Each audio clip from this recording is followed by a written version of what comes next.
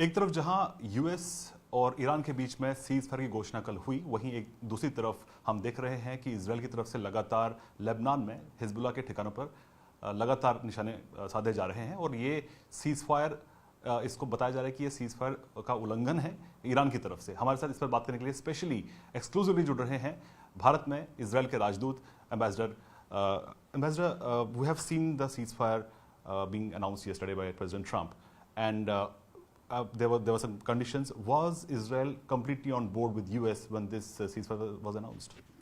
Thank you, Shalandra. Yes, we were completely in sync with the United States. We are in constant contact on a day-to-day basis, sometimes even more than once a day. So you were completely, because there have been reports that Israel was not like completely on board when the ceasefire was announced.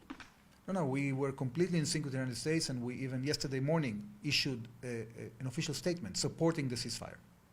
So when we talk about the ceasefire, there has been a lot of mistrust between the parties, especially Iran, and they have been saying that we can't trust President Trump, and there have been statements by President Trump as well. So do you hope that this ceasefire will last for 2 weeks and beyond? I hope so. I think that the Iranian regime is playing games because they are under huge stress as a result of the devastating blow that we have resulted following the military operation, and somehow they are trying by playing these tricks to gain momentum. But it's very clear that their power has been decimated substantially, and if they do not cooperate with the 15-point plan of President Trump, there is a danger that hostilities may resume. Ambassador Azhar, we have seen that Pakistani Prime Minister claimed that Lebanon is a part of the ceasefire, and we also saw that President Trump saying it's not a part of the ceasefire. So will Israel continue bombing Hezbollah targets in Lebanon, will it, even if they are calling it a breach of ceasefire? Well, first, the American president, and also the spokesperson of the US President, Levitt, has said very clearly that Lebanon is not part of the ceasefire, and so we have stated before. What is happening in Lebanon is that Hezbollah unilaterally decided to attack our communities in breach of the ceasefire, and in addition to that, they have been breaching the ceasefire even before that, because under the terms of the ceasefire that was brokered last year, Hezbollah was supposed to completely leave southern Lebanon and to be disarmed. So the Lebanese government hasn't been able to do that, and in addition to that, Hezbollah decided to attack us. So we are now defending ourselves, and we will continue until our security cabinet decides that this is enough. We also seen Pakistani Prime Minister claiming that they have mediated a deal between the US and Iran, wherein they have specifically mentioned Lebanon is a part of it. So is the mediator not aware of himself that Lebanon is a part of it? Well, I don't know. You have to ask them. I think that we were clear enough, and the United States was clear enough. Maybe they are under pressure from other parties, we don't know. But at the end of the day, they have to prove themselves as a facilitator, and if they are not capable, maybe the United States will choose somebody else. How long will the operations in Lebanon continue?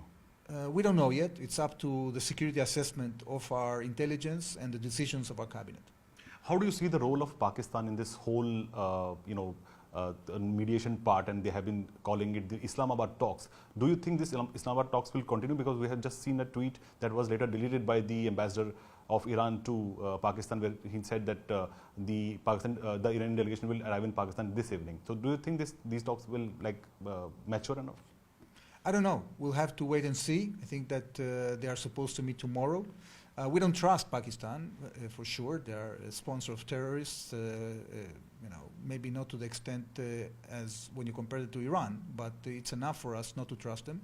They don't recognize our country. Apparently, the United States has decided to use their services because it is good for them. We are coordinated with the United States when it comes to the substance. The tactics of the negotiations, we trust the Americans to pursue them. And we are sure that we are going to continue to be completely coordinated with the United States as these negotiations go on. As you've been striking in Lebanon on Hezbollah targets, Iran has announced that it has shut the Strait of Hormuz again. It won't allow the Strait of Hormuz to open. That was a deal breaker, basically. The President of the United States has mentioned that without an unimpeded opening of the Straits of Hormuz, there will not be a ceasefire. So they will have to decide whether they want to respect the ceasefire terms or not. If they do not, they will have to suffer the consequences. Just one last question. In this whole war, we have seen reports about Mojtaba Khamenei not being like in present. So who was actually taking calls there? You must be having some information about. Is he there? Is he like where is he actually? And is he still in charge of operations of IRGC? I'm not sure to what extent he is in charge. I think that we have seen a lot of cracks in the regime. Mainly because the Iranian regime was talking in more than one voice. We saw President Pezeshkian, stating, for example, that they are not going to attack the GCC countries, but they did.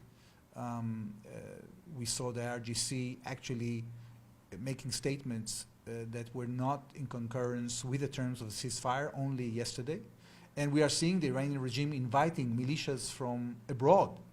It means that the level of self-confidence is very low, that they are indeed, devastated, and we'll see how they decide to conduct. Right now, the main negotiator, as far as we understand, is the head of the parliament, Kalibaf, who's going to attend to the talks tomorrow. We'll see. And also in the whole this war situation, how do you see the role of India?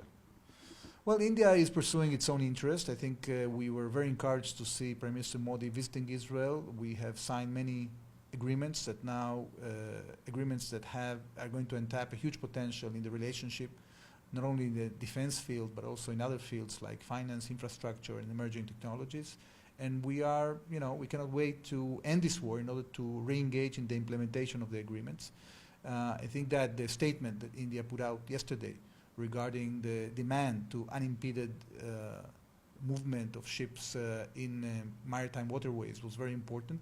It is only one example of where countries are when it comes to this travesty of the Iranians trying to change international law and decide that they are going to charge ships just for doing what they are entitled to do in a free way. So this is very important, and I hope that together with other countries, including India, we will be able to restore freedom of navigation in our region. Thank you for talking to ambassador. तो ये थे भारत में Israel के राजदूत ambassador अजार, जो कि कह रहे थे कि वो लेबनान में हिजबुल्ला के ठिकानों पर अपने जो हमले हैं उनको जारी रखेंगे। कैमरा पर्सन नीरज के साथ शैलेंद्र वांगू, न्यूज़ 18 इंडिया, नई दिल्ली।